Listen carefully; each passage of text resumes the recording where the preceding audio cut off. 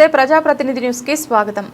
సూర్యాపేట జిల్లాలోని default rice మిల్లర్లపై విధించిన 25% penalty 12% వడ్డీని మాఫీ చేయాలని సూర్యాపేట జిల్లా రా రైస్ మిల్లర్స్ వెల్ఫేర్ అసోసియేషన్ కోరింది।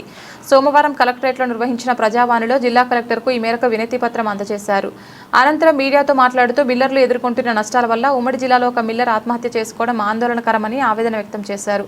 ప్రభుత్వం నుంచి రావాల్సిన మిల్లింగ్ ట్రాన్స్పోర్ట్ ఛార్జీల బకాయిలను వెంటనే విడుదల చేయాలని, నష్టాల్లో ఉన్న రైస్ మిల్లింగ్ పరిశ్రమను ఆదుకోవాలని అసోసియేషన్ అధ్యక్షులు కొండమీది గోవిందరావు విజ్ఞప్తి చేశారు। గౌరవ కలెక్టర్ గారిని కలిసి ఇంటి పత్రం ఇవ్వడం జరిగింది రా రైస్ మిల్లర్స్ వెల్ఫేర్ అసోసియేషన్ జిల్లా తరఫున।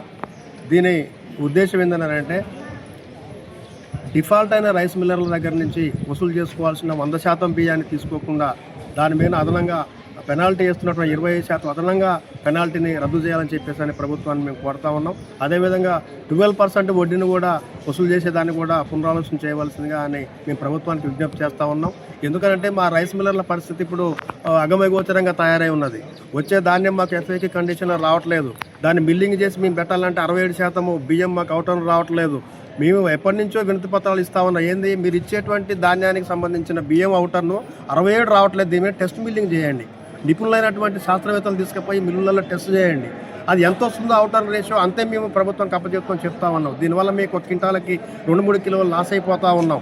ఇలా సాటెక్స్లు వేసి ఎఫ్సిఐకి ఒక నాణ్యత గల బియ్యాన్ని పంపించే క్రమంలో డిస్కలర్ డ్యామేజ్లకు 15% మా మీద నెత్తిన పడుతున్నాయి। దాన్ని మేము అమ్ముకోవాలని చెప్పేసి అంటే ప్రైవేట్ మార్కెట్లో 20 రూపాయలకు పోతున్నాయి డిస్కలర్ డ్యామేజ్ బియ్యం।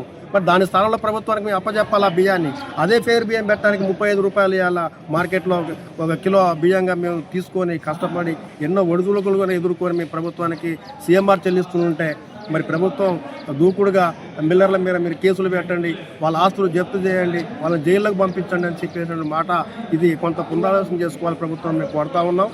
ఉద్దేశపూర్వకంగా డిఫాల్ట్ అయిన మిల్లర్ల విషయంలో మేము ఉపేక్షించేది లేదు, మీరు ఖచ్చితంగా ప్రభుత్వాల మీద కఠిన చర్యలు తీసుకోండి, ప్రభుత్వానికి రావాల్సిన ప్రజాధనాన్ని మీరు రికవరీ చేసుకోండి, దానికి మేము అసోసియేషన్లు కూడా సహకరిస్తాం। కానీ నిజాయితీగా నిష్పక్షపాతంగా ఏ సులాభం లేకుండా మేము మేము ఒక రెంట్ పర్పస్లో ఒక అద్దె వరకు వేసుకొని మీకు సర్వీస్ చేస్తూ ఉంటే మాకున్న లోటుపాట్ల ప్రభుత్వం పరిశీలన చేయాల్సింది పోయి మీకు ఇవ్వకపోయినా మాకు 67% బియ్యం ఇవ్వాల్సిందని చెప్పేసి అని మరి మెడ మీద కత్తి పెట్టి మరి మిల్లర్లను ఇట్లా ఇబ్బందులకు గురి చేయడం వల్ల నిన్న కరీంనగర్ జిల్లాలో రైస్ మిల్లు సోదరి మరి ఇటువంటి బాధలకి ఈ సమస్యలకు తట్టుకోలేక ఈ డిఫాల్ట్ అయిన మిల్లుల బాధలను చెప్పుకోలేక ఆత్మహత్య చేసుకుని చనిపోవడం జరిగింది। కాబట్టి భవిష్యత్తులో ఇంకా ఆత్మహత్యలు పెరిగే అవకాశాలు ఎక్కువ కనపడుతున్నాయి ఈ మిల్లర్ల వైపు నుంచి। కానీ ఈ జరగబోయే ఆత్మహత్యలు నివారించాలని చెప్పేసిన ప్రభుత్వాన్ని మేము అభ్యర్థిస్తూ ఉన్నాం। ఎందుకనంటే ఇవాళ కష్టాల నష్టాలకు కష్టపడి పండించిన రైతాంగాన్ని ఆదుకుంటున్న ప్రభుత్వం కష్టాల్లో ఉన్నామని చెప్పేసి చెప్తున్న ఈ మిల్లర్లను కూడా ఆదుకోవాలని చెప్పేసి ఈ సందర్భంగా డిమాండ్ చేస్తూ ఉన్నాం।